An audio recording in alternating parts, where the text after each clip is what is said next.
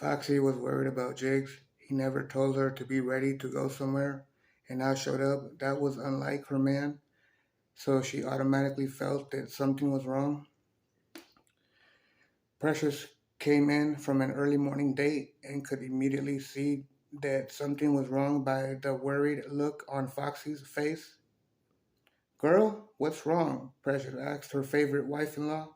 I'm just worried about you, Daddy, she said. He was supposed to pick me up an hour ago so I can meet a regular of mine worth $300.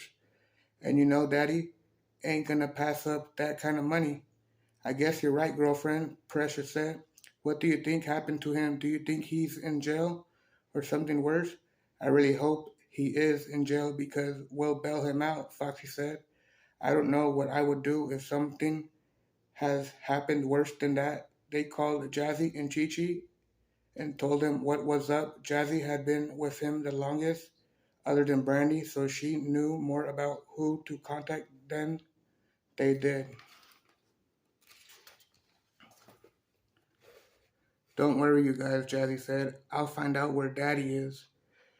She made a couple phone calls, one to the jail, one to the Highland Hospital, and one to their attorneys, whose name was Frank Battler. When she didn't find out anything, she made a few calls to a few people in the fast life to see if they heard anything. She left word for them to call her if anything came up. Now the only thing to do is wait. A couple of hours later, she got a call from a hooker by the name of Flo. She told Jazzy she was walking on West MacArthur with blonde-haired Debbie earlier that day and saw Jiggs and another guy talking to two women that were decoys, and Debbie had told Jiggs that they were. She didn't know what happened after that, but she did say she saw a lot of police cars head back up MacArthur about 5 minutes after they had seen him. He might be in jail. Girl, because they because them two decoy bitches was getting guys busted all day, she said to Jazzy.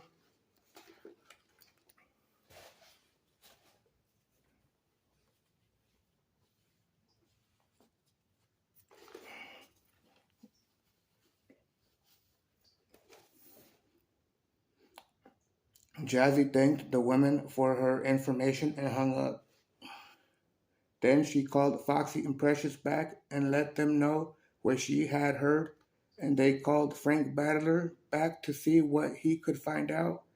It was 6 o'clock that evening when Frank Battler could called called back to the penthouse. All four of Jig's women were there waiting patiently for some kind of word about their daddy. I found out that they do have somewhere in one of those holding cells in the vice department. He told Foxy he wasn't he hasn't been booked yet and they haven't charged him with anything yet.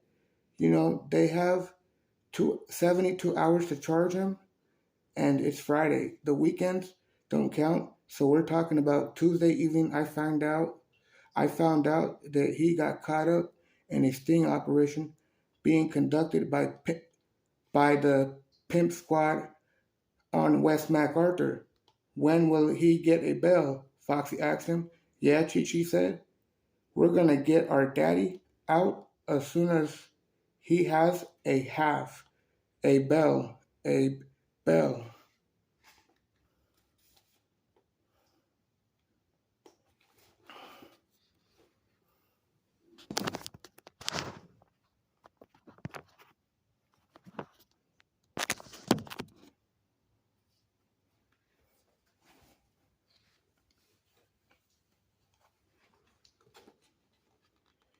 They have to give him a bail as soon as he goes to court, Frank said, or else they have to let him go.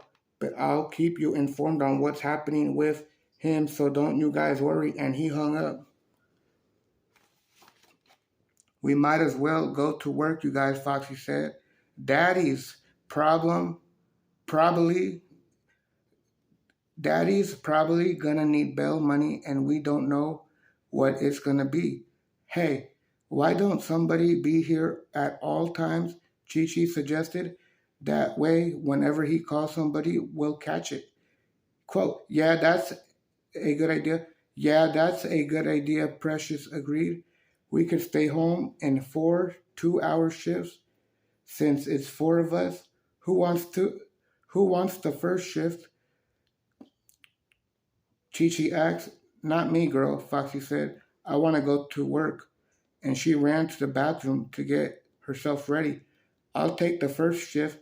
Jazzy raised her hand reluctantly. Jazzy, I'll take the first shift. Jazzy raised her hand reluctantly and kicked back on the couch. One of y'all drive the car and take everybody to work.